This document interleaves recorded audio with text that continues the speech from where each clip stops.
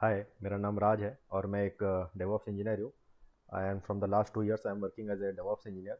सो मैं अपने इस चैनल में एक नया कोर्स स्टार्ट करने वाला हूँ जो कि एक डेवऑप्स का एक कोर्स है, जिसमें मैं फर्स्ट स्टार्टिंग करने वाला हूँ टेराफॉर्म से। बेसिकली जो एक डेवऑप्स का टूल है जिसको हम लोग बोलते हैं इंफ्रास्ट्रक्चर एज ए कोड। सो मैं अपने इस चैनल में वन बाय वन वीडियो डालूंगा, जो भी मैंने कोर्स लिस्ट यहाँ पे कवर किए हुए हैं यहाँ पे से। सो जैसा आप देख सकते हैं कि यहाँ पे मैंने बहुत सारे पॉइंट्स अराउंड 23 यहाँ पे मेरे पास पॉइंट्स है जो कि मेरे कोर्स के लिस्ट है टेराफॉर्म के। इसको मैं वन बाय वन आपको समझाऊंगा कि हम लोग कैसे एक टेराफॉर्म में एक इंफ्रा क्रिएट कर सकते हैं, और इसमें हम लोग 2-3 प्रोजेक्ट भी करेंगे जैसे मैंने यहाँ पे कुछ कुछ मेंशन किया हुआ है।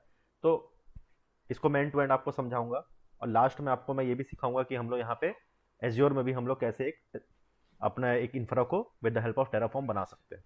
तो एज्योर का तो उतना ज़्यादा इसमें डिस्क्रिप्शन नहीं रहेगा बेसिकली, लेकिन ये जो कोर्स है ये AWS पे ही बेस रहेगा। तो ये मोस्टली आपका AWS है। जब मेरा यहाँ पे एक मल्टी क्लाउड डिप्लॉयमेंट का जब जब टॉपिक आएगा तो उसमें आपको मैं एज्योर का भी बताऊंगा कि एज्योर में हम लोग मल्टी मतलब एज्योर और AWS मिला के हम लोग कैसे एक मल्टी क्लाउड डिप्लॉयमेंट क्रिएट कर सकते हैं।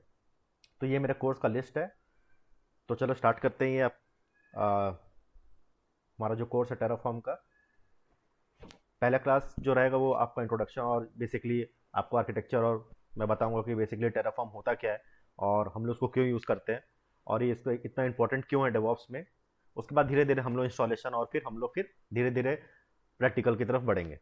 तो सबसे पहला जो पॉइंट आता है इसमें हम जो है कवर करने वाला हूँ वो है इंट्रोडक्शन। तो क्या होता है IAC, मतलब इंफ्रास्ट्रक्चर एज ए कोड, हम लोग क्यों यूज़ करते हैं। तो जैसे आप लोग को पता है कि आ, आजकल जो हम लोग जो भी क्लाउड प्रोवाइडर यूज़ करते हैं हम लोग उसमें मैनुअली, मतलब अगर आप यहाँ पे अगर जैसे मेरे पास एक AWS का अकाउंट है, अगर आप जैसे मैं यहाँ लॉगिन करके आपको दिखाता हूँ, तो आप यहाँ पे जब भी अपने अकाउंट में लॉगिन करते हैं, जब भी आप एक अकाउंट क्रिएट करते हैं क्लाउड में, तो आपको क्या रहता है, आप वहाँ पे जैसे आपको सपोज EC2 इंस्टेंस बनाना है, आपको सर्वर बनाना है, या फिर आपको S3 बकेट बनाना है, तो आप क्या करते हैं, आप वहाँ पे जाते हैं और ग्राफिकल के थ्रू आप यहाँ पे क्रिएट करते हैं। तो ग्राफिकल में क्रिएट करने से आप यहाँ पे अपने इंफ्रा को क्रिएट तो कर लोगे, लेकिन इसमें एक प्रॉब्लम क्या रहती है कि जब भी आप एक इंफ्रा को क्रिएट करते हो तो हमारे पास पूरा एक उसकी हिस्ट्री रहनी चाहिए। हिस्ट्री मतलब आपने क्या क्या स्टेप परफॉर्म किए, वो पूरी एक हिस्ट्री रहनी चाहिए जिसको मतलब जिसको देख के मुझे पता चले कि मैंने ये सब क्या किया हुआ है।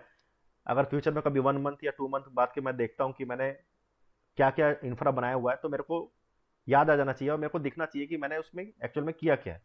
क्योंकि आप कोई भी चीज़ अगर आप काम करते हो तो कुछ टाइम बाद आप उसको भूल जाते हो। तो बेसिकली हम लोग क्या करते हैं, हम लोग हर एक चीज़ की हिस्ट्री रखना जरूरी समझते हैं। तो सेम यहाँ पे भी वैसी है, जब आपको एक इंफ्रा आप एक ग्राफिकल के थ्रू क्रिएट करते हो तो बेसिकली क्या होता है कि वो आप क्रिएट करके चले जाते हो। मान लो आपके बिहाफ पे कोई और एक और पर्सन आया, कोई एक और डेवऑप्स इंजीनियर आया और वो टेराफॉर्म वो देखेगा कि आपने यहाँ पे इंफ्रा बनाया हुआ है, तो अगर बोला जाएगा उसे कि इस इंफ्रा को देखो और समझो कि इसने क्या किया हुआ है, जो पिछला डेवऑप्स इंजीनियर था, तो उसको समझने में दिक्कत जाएगी कि इसमें इसने क्या बनाया हुआ था, क्या क्या कॉन्फ़िगरेशन यूज़ की थी, जो कि एक बहुत हेक्टिक काम है, उसको समझने में बहुत टाइम लग जाएगा। भले वो केटी उसको दे भी दे, लेकिन एक टाइम के बाद ऐसा हो सकता है कि वो भूल भी जाए। केटी मतलब क्या होता है, नॉलेज ट्रांसफ़र। जब भी कोई एक पर्सन कोई कंपनी छोड़ता है तो वो अपने जो भी जो भी एक नया एम्प्लॉय रहता है उसको समझाता है कि बेसिकली उसने क्या किया हुआ है। तो उस कारण से क्या होती है, कभी ना कभी थोड़ी बहुत दिक्कत आती है और आप हो सकता है कि भूल भी जाए। तो इन सब प्रॉब्लम के चलते क्या किया गया, एक नया डेवऑप्स का एक टूल आया जिसको हम लोग बोलते हैं इंफ्रास्ट्रक्चर एज ए कोड। अब इसमें क्या था, इसमें टेराफॉर्म ने क्या बोला कि आपको जो भी इसमें करना, जो भी आपको इंफ्रा बनाना है, चाहे किसी भी क्लाउड प्रोवाइडर बनाना है, किसी भी क्लाउड प्रोवाइडर में अगर आपको इंफ्रा बनाना है तो आप एक टेराफॉर्म टूल का यूज करो, जिसके थ्रू क्या कर सकते हो, आप अपने इंफ्रा को फाइल में लिख सकते हो। आप फाइल में उसका पूरा कॉन्फ़िगरेशन, आप जो जो रिसोर्सेज बनाना चाहते हो, आप कुछ भी, आपको जो भी इंफ्रा बनाना है आप फाइल के फॉर्मेट में लिखो और उसको आप रन करो। रन करना मतलब आप उसको क्रिएट करोगे। तो जब भी आप इस तरीके से फाइल में कोई भी चीज़ आप अगर सेव करते हो तो वो क्या होती है, वो आपकी हमेशा के लिए सेव रहती है, कभी भी फ्यूचर में आप उसको देख सकते हो। तो यहाँ पे भी सेम वैसे ही है। तो टेराफॉर्म क्या करता है, जब भी आप टेराफॉर्म में आप यहाँ पे कोड लिखते हो, अब कोड एक उस टाइप का कोड नहीं है कि जावा PHP .NET ऐसा कोड एकदम बहुत लॉजिक कोड नहीं रहता है, ये एक अलग टाइप का कोडिंग लैंग्वेज है। तो इसमें क्या होता है कि आप जो भी इंफ्रा बनाते हो वो आप एक फाइल के फॉर्मेट में लिखते हो। फाइल के फॉर्मेट में लिखने से क्या होता है कि सभी चीज़ें आपकी एज ए हिस्ट्री मेंटेन रहती है, कि इन फ्यूचर कभी आपके बिहाफ में कोई और काम करे तो वो आपका सिर्फ फाइल देख के समझ जाएगा, वो कोड पढ़ के समझ जाएगा कि आपने किया क्या है। तो ये बेसिकली फायदा होता है आपका इंफ्रास्ट्रक्चर एज ए कोड। तो हम लोग मोस्टली प्रीफर करते हैं कि अपना जो भी इंफ्रा बनाए किसी भी क्लाउड प्रोवाइडर में, चाहे वो AWS हो, एज्योर हो, GCP हो, अलीबाबा हो, कोई भी हो, हम लोग कोशिश करते हैं कि उसको एक फाइल के फॉर्मेट में लिखे कि बाद में जब मैं उसको देखूं तो मुझे याद रहे कि मैंने किया क्या था और मुझे उसमें मॉडिफिकेशन करने में ईजी हो। पहली चीज, अब सिर्फ हिस्ट्री के लिए हम लोग नहीं बनाते हैं, हम लोग कोड रीयूज के लिए भी बनाते हैं कि अगर मान लो मेरा कोड किसी और को मैं देना चाहता हूँ, अगर जैसे मैंने सपोज एक VPC बनाया हुआ और मैं चाहता हूँ कि मेरा जो फ्रेंड है वो भी सेम टाइप का VPC कॉन्फ़िगरेशन करना चाहता है लेकिन कुछ मॉडिफिकेशन के साथ, तो मैं क्या करूंगा, अपना कोड उसको शेयर कर सकता हूँ और वो क्या करेगा, जो भी मॉडिफिकेशन थोड़े बहुत करना है करके अपना वो VPC क्रिएट कर सकता है। ये हुआ दूसरा चीज। और भी इसके बहुत सारे बेनिफिट है, मॉडिफिकेशन बहुत ईजी हो जाता है और रीडेबिलिटी कोड की ज़्यादा बढ़ जाती है। जब भी आप कोड लिखते हो, आप एक कोड के फॉर्म में अगर लिखते हो किसी भी चीज़ को, तो उसको रीड करने में ईजी होता है, समझने में बहुत ईजी हो जाता है एज कम्पेयर टू अगर आप ग्राफिकल में यहाँ पे कोई चीज़ आप बनाओगे तो ये होता है आपका सबसे पहला जो मैंने टॉपिक कवर किया, इंफ्रास्ट्रक्चर एज ए कोड। अब दूसरा क्वेश्चन ये आता है कि टेराफॉर्म की क्या जरूरत है। अगर पता होगा कि क्लाउड AWS में एक क्लाउड फॉर्मेशन नाम का यहाँ पे एक सर्विस है।